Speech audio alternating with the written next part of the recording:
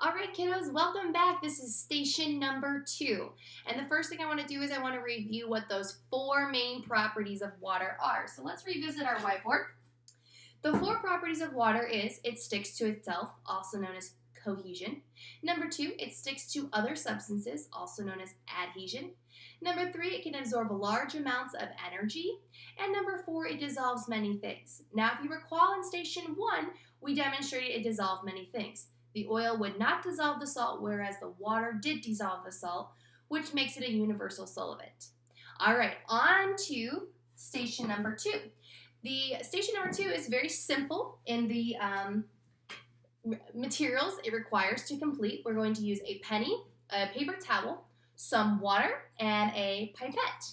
Okay, and what we're going to do is we're going to see how many drops we can get on top of this penny of water before it bursts over and wets the paper towel. Now we're going to try this lab 3 times. I want you to think in your head right now, why might we try this same experiment 3 times? What you should be thinking about right now or saying out loud is, it's more accurate. The more trials you have, the more accurate your data is. So we're going to do 3 trials, and then you're going to find the average. You'll find the average by adding up all the number of drops and then dividing by 3. Okay? All right, let's get started. Let's see. I'm going to zoom you in here so you can see a little bit better for the penny. And let's see how many it can get. And I'm going to stop. Hopefully we can get to 20 or 10 rather, and I'm going to stop and show you the bubble so you guys can kind of see how this cohesion idea works. So let's get started. 1, 2, 3, 4, 5, 6, 7, 8, 9, 10. All right, I'm going to zoom you in. Hopefully you can see that perfect bubble of water right on top of the penny. That is the idea of cohesion, or water sticking to itself. Pretty cool. All right, we were at 10, onward. 11, 12, 13, 14, 15, 16, 17, 18, 19, 20, 21, 22, 23, 24, 25, 26. Ooh, and we burst over. 26 for trial 1. I'm going to go ahead and erase this whiteboard here, and I will jot the data down so you guys can have it. So trial 1 with water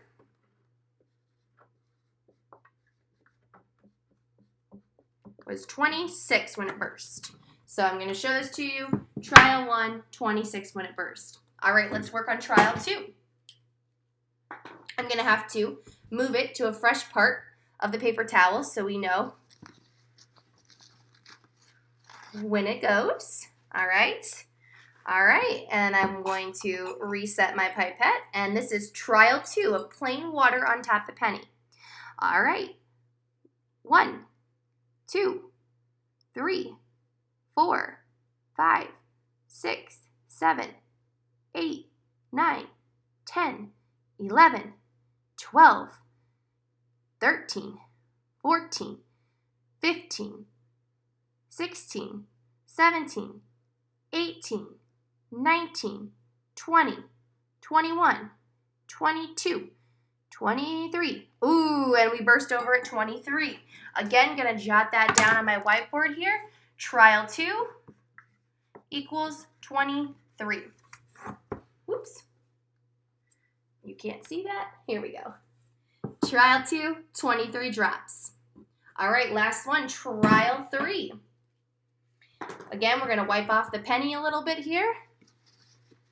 And I'm going to flip it and rip it a little bit so I have no water on it, and then I know when it burst. All right.